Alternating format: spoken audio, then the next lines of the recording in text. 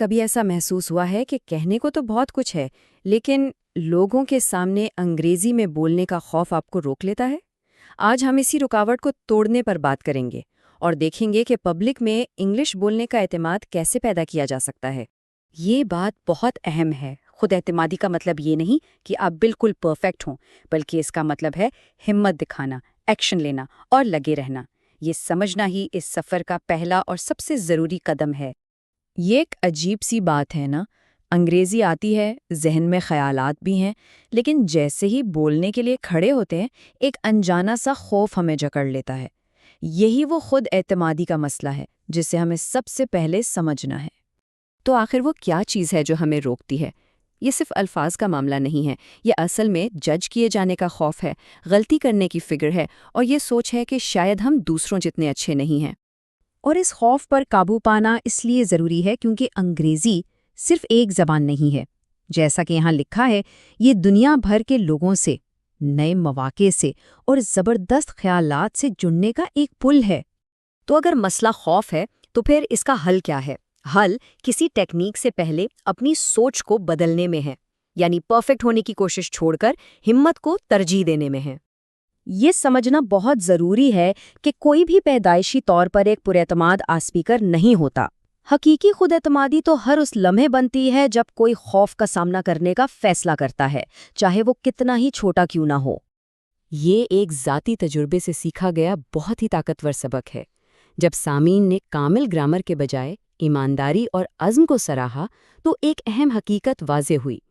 لوگ روبوٹ جیسے پرفیکشن سے نہیں بلکہ انسانی کوشش سے جڑتے ہیں۔ تو یہاں ایک عملی تبدیلی ہے، اپنے مقصد کو امپریس کرنے سے بدل کر کنیکٹ کرنے پر لے آئیں۔ جب آپ کا مقصد لوگوں کو کچھ سکھانا، ان کی حوصلہ افزائی کرنا یا ان کے ساتھ جڑنا ہوتا ہے نا، تو پرفیکٹ ہونے کا دباؤ خود بخود کم ہو جاتا ہے۔ اس نئی سوچ کو اپنانے کے لیے ہمیں اپنے دماغ کو ٹرین کرنے کی ضرورت ہے۔ یہ وہ جگہ ہے جہاں اندرونی کھیل یعنی انر گیم میں مہارت حاصل کرنا ضروری ہو جاتا ہے۔ آئیے دیکھتے ہیں کہ یہ کیسے کام کرتا ہے۔ اپنے انر گیم میں مہارت حاصل کرنے کا مطلب ہے ذہنی اوزار استعمال کرنا۔ جیسا کہ اس سلائیڈ پر دکھایا گیا ہے، اس میں کامیابی کا تصور کرنا، غلطیوں کو سیکھنے کے موقع کے طور پر قبول کرنا اور اپنے خوف کو جوش میں بدلنا شامل ہے۔ یہ سب ذہن کی تربیت کی تکنیکیں ہیں۔ تصور کرنا یعنی ویژولائزیشن ایک ذہنی ریہرسل کی طرح ہے۔ جب آپ خود کو کامیابی سے بولتے ہوئے دیکھتے ہیں تو آپ کا دماغ اصل میں اعتماد اور سکون کے لیے راستے بنا رہا ہوتا ہے۔ یہ تقریر سے پہلے ہی کامیابی کے لیے خود کو تیار کرنے جیسا ہے۔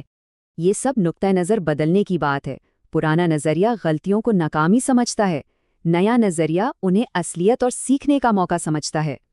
ہر غلطی آپ کو اپنی سامعین کے لیے زیادہ انسانی اور قابل رسائی بناتی ہے۔ اس کوٹ میں ایک گہرا سبق ہے۔ گھبرانے کے بجائے مسکرانے کا انتخاب کرنا کمزوری کو طاقت میں بدل دیتا ہے۔ جب سامعین آپ کی ایمانداری دیکھتے ہیں تو وہ آپ پر زیادہ بھروسہ کرتے ہیں اور آپ کی بات زیادہ غور سے سنتے ہیں۔ ایک بار جب ذہنی بنیاد مضبوط ہو جائے تو اب وقت ہے عملی اقدامات کا، کیونکہ صرف سوچنا کافی نہیں ہوتا، عمل کرنا بھی ضروری ہے۔ آئیے اب بیرونی کھیل یعنی آؤٹر گیم میں مہارت حاصل کرنے کے عملی طریقوں پر نظر ڈالتے ہیں۔ خود اعتمادی کا نظام ان عملی اقدامات پر مشتمل ہے۔ روزانہ مشق کرنے سے لے کر چھوٹے چھوٹے قدم اٹھانے اور اپنی باڈی لینگویج کو استعمال کرنے تک، یہ تمام عناصر مل کر آپ کی صلاحیت کو حقیقت میں بدلتے ہیں۔ اس سلائیڈ پر کچھ بہترین حکمت عملیاں ہیں۔ مثال کے طور پر روزانہ آئینے کے سامنے بولنے کی مشق کرنا یا اپنی آواز ریکارڈ کرنا آپ کو اپنی کمزوریوں کو سمجھنے میں مدد دیتا ہے۔ اسی طرح تقریر سے پہلے صرف 3 اہم نکات لکھنا آپ کو فوکس رہنے میں مدد دیتا ہے اور گھبراہٹ کو کم کرتا ہے۔ یہ ایک دلچسپ نفسیاتی حقیقت ہے۔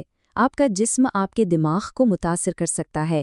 سیدھے کھڑے ہونے، آئی کانٹیکٹ بنانے اور مسکرانے سے نہ صرف آپ پراعتماد نظر آتے ہیں بلکہ آپ اصل میں پراعتماد محسوس بھی کرنے لگتے ہیں۔ اب ان تمام ٹکڑوں کو ایک ساتھ جوڑتے ہیں۔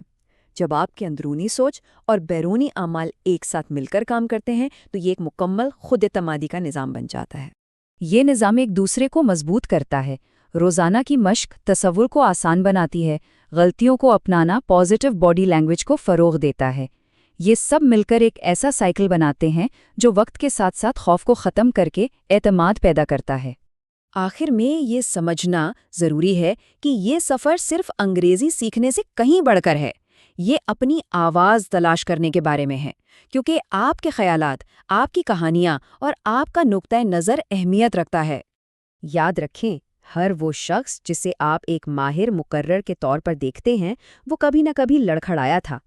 فرق صرف اتنا ہے کہ انہوں نے تیاری کی، ثابت قدم رہے اور خوف کو اپنے اوپر حاوی نہیں ہونے دیا۔ تو آج ہی سے شروع کریں، ایک قدم اٹھائیں، ایک تقریر تیار کریں۔ یہ سفر ایک ہی بار میں مکمل نہیں ہوتا، لیکن ہر کوشش آپ کو مضبوط بناتی ہے اور آپ کی خود اعتمادی کو بڑھاتی ہے۔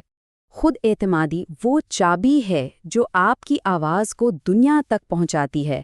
تو اپنے آپ سے پوچھیں، وہ پہلا خیال کون سا ہے جسے آپ دنیا کے ساتھ بانٹنا چاہتے ہیں، کیونکہ دنیا اسے سننے کا انتظار کر رہی ہے۔